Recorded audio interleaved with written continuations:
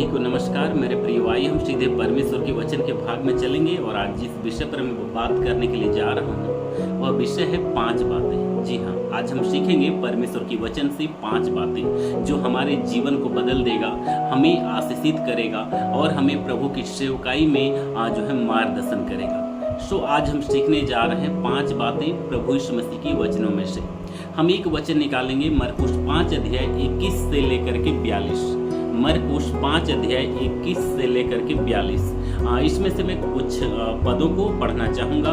मरकुस 5 अध्याय 21 से लेकर के 24 हम पढ़ेंगे। इसमें लिखा हुआ है, जब यीशु फिर नाव से पार गया तो एक बड़ी भीड़ उसके पास इकट्ठी हो गई।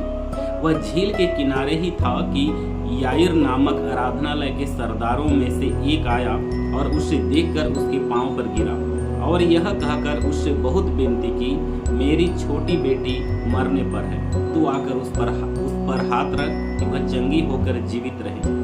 तब वह उसके साथ चला और बड़ी भीड़ उसके पीछे हो ली, यहाँ तक कि लोग उस पर गिरे पड़ते थे। मेरे प्रियो, यहाँ पर हम देख रहे हैं मरकुस 5 अध्याय 21 से लेकर के 42। यहाँ पूरा वचन को आप पढ़ेंगे तो 2 घटनाओं के विषय में यहाँ पर जो है लिखा हुआ है। एक घटना है याईर की बेटी और दूसरा 12 वर्ष से लहू बहने वाली बीमार से पीड़ित एक स्त्री के विषय में।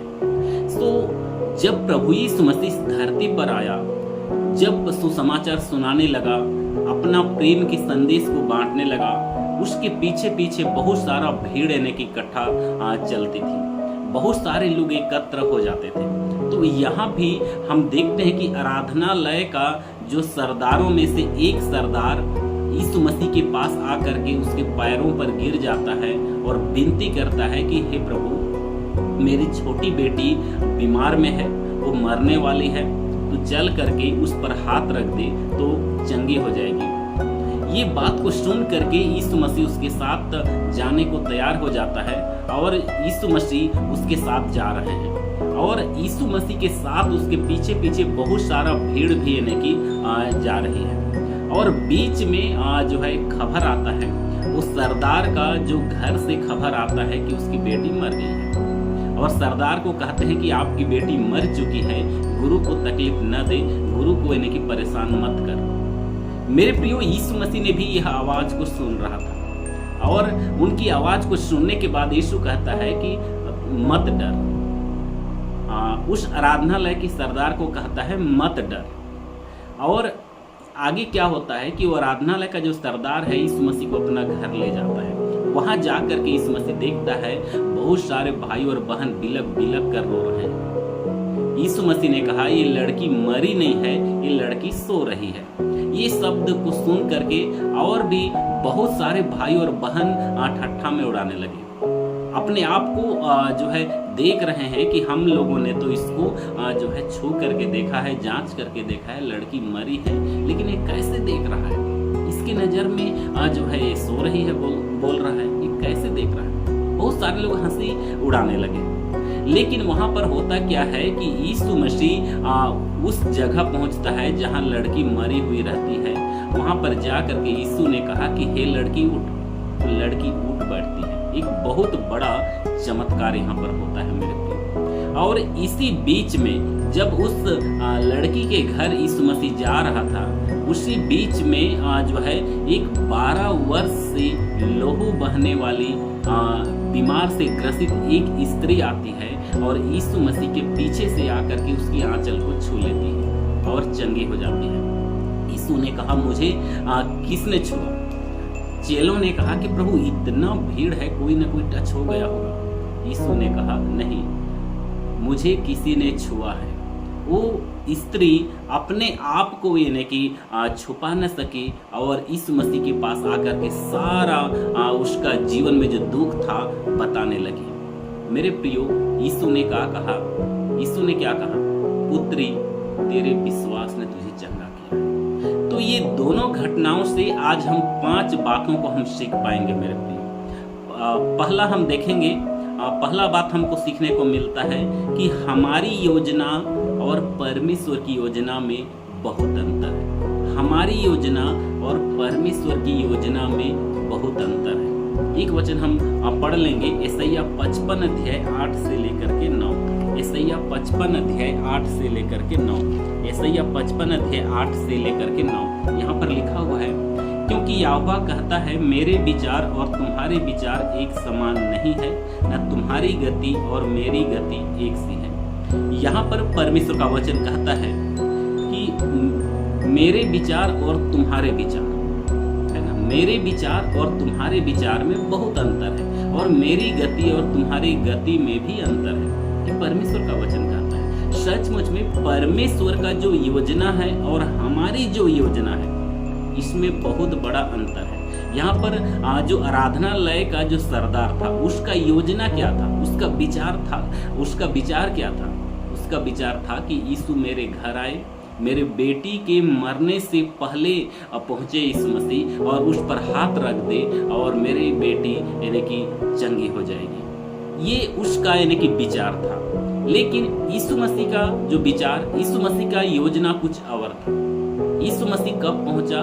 वो लड़की के मरने के बाद पहुंचा। लेकिन जब मरने के बाद पहुंचा तो वहां पर बड़ा चमत्कार प्रकट होता है, बड़ा चमत्कार हुआ। मेरे प्रियो, जब हम अपने मन में बहुत सारा योजनाओं को हम बनाते हैं कि एक साल में मुझे बिल्डिंग बनाना है, एक साल में मुझे घर बनाना है, एक साल में मुझे गाड़ी खरीदना है, एक साल में मेरा बेटा को या मेरा बेटी को इतना पढ़ाना है, उसको नौकरी के लिए हमको जो है आगे बढ़ाना है। बहुत सारा योजनाओं को हम रखते हैं, लेकिन वो योजना जब पूरा नहीं होता है तब हम निराश में हो जाते हैं। लेकिन हमको आज ये 5 बातों में से एक बात हमको सीखने को मिल रहा है कि प्रभु की योजना अलग है और हमारी योजना अलग है। कभी कभी प्रभु की योजना और हमारी योजना में अंतर हो जाता है। परमेश्वर प्रभु यीशु मसीह की जो योजना रहता है, जो हम एक साल में बिल्डिंग बनाने का हम योजना बनाए हैं, प्रभु की इच्छा, प्रभु की योजना उसको 2 साल में होगा या 3 साल में होगा, कितना साल में है परमेश्वर की योजना उसको हम नहीं जान पाते हैं, इसलिए हम निराश होते हैं। लेकिन जब परमेश्वर का योजना होता है, जितना हम सोचे नहीं रहते हैं उससे बढ़कर हमको मिलता है।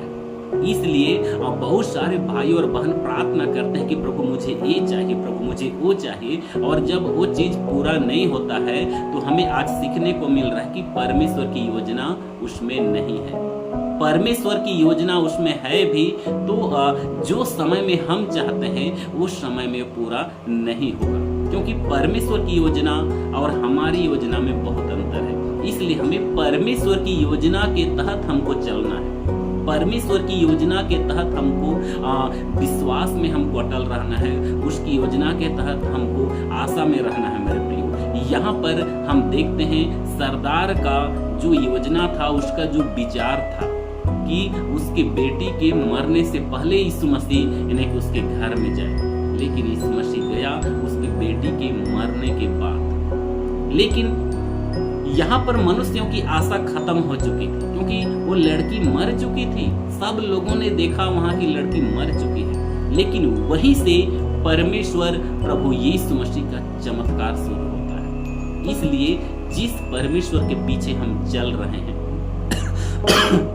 हमें निराश होने की जरूरत नहीं है। हमें यानी कि परमेश्वर प्रभु यीशु मसीह के वचन पर विश्वास रख करके आगे बढ़ने की जरूरत है। दूसरी बात हम सीखेंगे, परमेश्वर लोगों के साथ एक अटूट रिश्ता में रहना चाहता है ना। हमारा परमेश्वर जो है लोगों के साथ में, हम सबों के साथ में एक अटूट रिश्ता में रहना चाहता है।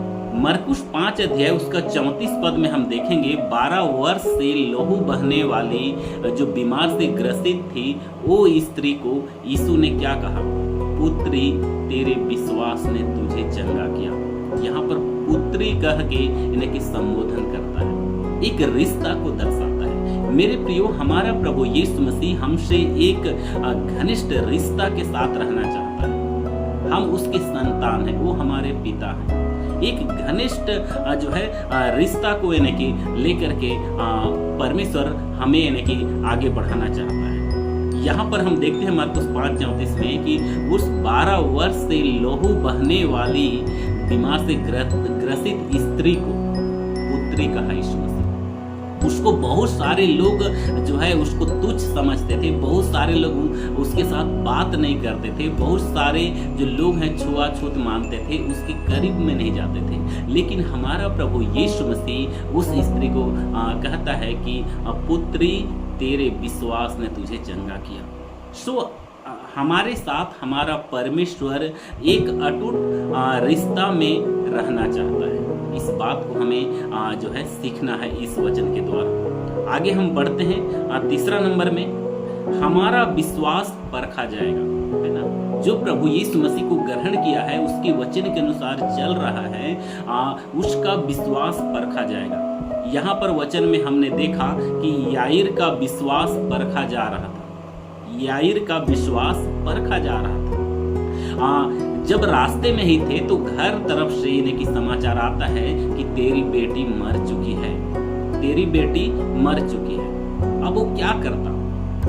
लोगों ने कहा कि गुरु को परेशान मत कर, गुरु को तकलीफ मत दे, लेकिन वो क्या करता? वो फिर भी यीशु मसीह को ये नहीं कहा कि अब प्रभु आप वापस चले जाइए, मेरा बेटी तो मर चुकी है, ये नहीं कहा। मेरे वो विश्वास में था। यीशु मसीह ने कहा कि मत डर, और ये शब्द को उसने ले लिया, मत डर। यीशु ने कहा कि मत डर, और ये शब्द को सुनकर यीशु को अपने घर ले गया। जब हमारे जीवन में कोई परेशानी आता है, कोई दुख आता है, कोई संकट आता है, अगर परमेश्वर हमें कहता है कि मत डर, तो उस वचन को हमको लेकर के आगे बढ़ना है। मसीह जीवन में बहुत सारा परीक्षाएं आती है मेरे प्रियो, और हर परीक्षाओं में हमको यानी कि विजय प्राप्त करना है, हर परीक्षाओं में हमको यानी कि खरा उतरना है। प्रभु के जितने भी लोग थे जो परीक्षाओं में स्थिर रहा, परीक्षाओं में विजय प्राप्त किए, उन लोग यानी कि आशीष से भर गए। उन लोग परमेश्वर प्रभु यीशु मसीह की योजनाओं को पूरा कर पाए। सो हमारा जो जीवन है मसीह जीवन, इस जीवन में भी हमारा विश्वास को भी यानी कि परखा जाएगा। ये बात को हमें याद रख करके हमें जीवन जीना है मेरे प्रिय। आगे चौथा नंबर में हम सीखेंगे, प्रभु की आवाज को हमें सुनना है ना। प्रभु की आवाज को हमें सुनना है। याईर के घर से आवाज आई, तेरी बेटी मर गई है, तेरी बेटी मर गई है। और एक तरफ प्रभु यीशु मसीह ने कहा मत डर। तो यहाँ पर जो सरदार था वो घर वालों की आवाज को सुना, पर ध्यान न दे करके प्रभु की आवाज को सुना, प्रभु यीशु मसीह की आवाज को सुना, और उस आवाज को उसने ग्रहण किया, और उस आवाज को विश्वास किया जो यीशु ने कहा था कि मत डर। और यीशु मसीह को अपना घर वो ले गया। और जब यीशु मसीह की आवाज को सुना और यानी कि ग्रहण किया, विश्वास किया, तो उसको प्रतिफल क्या मिला? उसका बेटी जीवित हो जाती है। आज हमें भी परमेश्वर की आवाज को सुनना है, परमेश्वर की आवाज को सुन करके हमें उसके अनुसार काम करना है। पांचवा नंबर, परमेश्वर का समय और हमारा समय अलग है। परमेश्वर का कार्य करने का समय और हमारा कार्य करने का जो समय है वो अलग है मेरे प्रियो। इस चीज को हमें आज की वचन के अनुसार हमको यानी कि सीखना है। याईर की जो समय था, आराधनालय का जो सरदार का जो समय था कि जल्दी जा करके जो है मेरी बेटी पर हाथ रख देता तो मेरी बेटी यानी कि चंगी हो जाती। ये उसका यानी कि सोच रहा था समय को, लेकिन यीशु मसीह का समय अलग वहां पर था। यीशु मसीह उस बच्ची के मरने के बाद वहां पहुंचता है। प्रभु अपने समय में सब कुछ सुंदर बनाता है, अपने समय में, है ना। हमको लगता है कि बहुत लेट हो गया। जब समय पर हमारा कार्य पूरा नहीं होता है तो टेंशन में हम लोग भर जाते हैं। अरे इतना प्रार्थना करने के बाद भी मेरा काम पूरा नहीं हो गया, मेरा काम पूरा नहीं हुआ, ये सोच करके हम टेंशन में भर जाते हैं। लेकिन हमको आज के वचन के द्वारा ये सीखने को मिलता है, प्रभु की जो समय में जो प्रभु जो करता है बहुत सुंदर करता है मेरे प्रियो, बहुत अच्छा होता है। इसलिए जिस परमेश्वर प्रभु यीशु मसीह के पीछे में हम लोग चल रहे हैं, उसके पीछे में हम लोगों को चलते जाना है, उसके वचन को हमको ग्रहण करते जाना है। प्रभु यीशु मसीह हमें आशीष से परिपूर्ण करता जाएगा। आज हम सीख रहे हैं 5 बातें। पहला हमने देखा हमारी योजना और परमेश्वर की योजना में बहुत अंतर है, इसको हमको समझना होगा। दूसरी बात हमने सीखा परमेश्वर लोगों के साथ एक अटूट रिश्ता में रहना चाहता है। तीसरी बात है हमारा विश्वास परखा जाएगा, इसे याद रखना है हमें। और चौथी बात है प्रभु की आवाज को हमें सुनना है। और पांचवी बात है परमेश्वर का समय और हमारा समय अलग है। मेरे प्रियो, आज के छोटे वचन के द्वारा प्रभु आप सबको बहुत ऐसे आशीष दें। आमीन। आइए हम छोटी प्रार्थना करेंगे। धन्यवाद सामर्थ्य उद्धारकर्ता जीवित परमेश्वर में धन्यवाद करते हुए आज प्रार्थना करता हूँ मेरे परमेश्वर, सचमुच में तुम महान है प्रभु। आज के वचन को प्रचार करने में, आज के वचन को बताने में तू सहायता किया मेरे प्रभु। मैं धन्यवाद करता हूँ जितने भी भाई और बहन आज के संदेश को सुन रहे हैं मेरे प्रभु, वो हर एक लोग आशीष से परिपूर्ण होने पाए मेरे परमेश्वर, आपके वचन के अनुसार चल सके प्रभु। ये छोटे मेरे दुआ सुन और स्वर्ग में तू ग्रहण कर। धन्यवाद आप सभी को, आप सब ने आज का संदेश को सुना है। प्रभु सबको आशीष दे मेरे प्रियो, और हम फिर मिलेंगे एक नया वीडियो के साथ। तब तक के लिए आप सबको प्रभु यीशु मसीह की मधुर नाम पर नमस्कार, धन्यवाद।